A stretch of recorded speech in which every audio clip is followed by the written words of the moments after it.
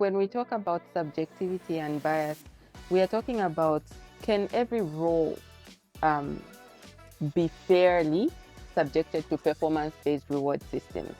For me, as a layperson who's not in human resources, I would think there are certain roles that this type of reward system works best for. For example, a person in sales, because if I sell X number of cars, I can get a commission, or I will be um, rewarded for selling X number of cars, right? But for me, who is an accountant, all I'm doing is posting invoices, or I am uh, doing the financial statements, I have to pay suppliers and all that.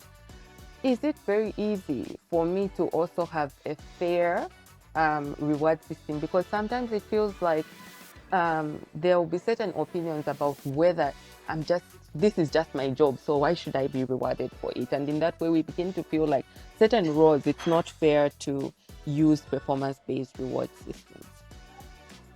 So every job has a purpose and a value in the organization. Yes, those jobs are easier because it's just if you sell this, you're getting 1% commission off your sales. But that's commission-based reward. That's only one Yeah.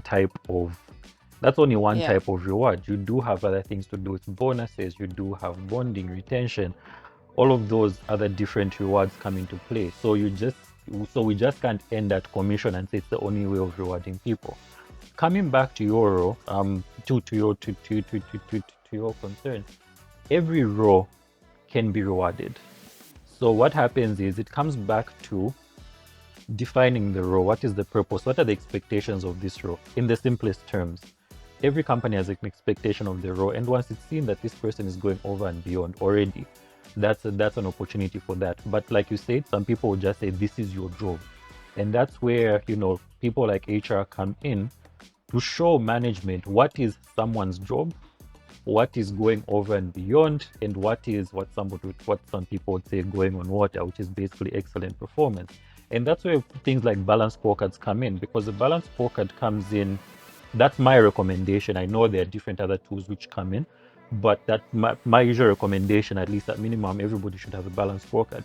And what that does is it does have a component which speaks to what is known as a success criteria. So for each task, the success criteria, usually it's on a scale of 1 to 5, 1 being unacceptable, 5 being exceptional, shows you, an individual, what it means from the onset to say, you are exceptional in your work, you are a 5. It does define what that is. You are consistently delivering, that's maybe like a 4. You are delivering what is expected of you, that's a 3. Your work is, unacceptable, and so on and so forth. So those different calibrations in the success criteria give evidence to show that this person actually is a superstar, they just do their job, or they're actually underperforming.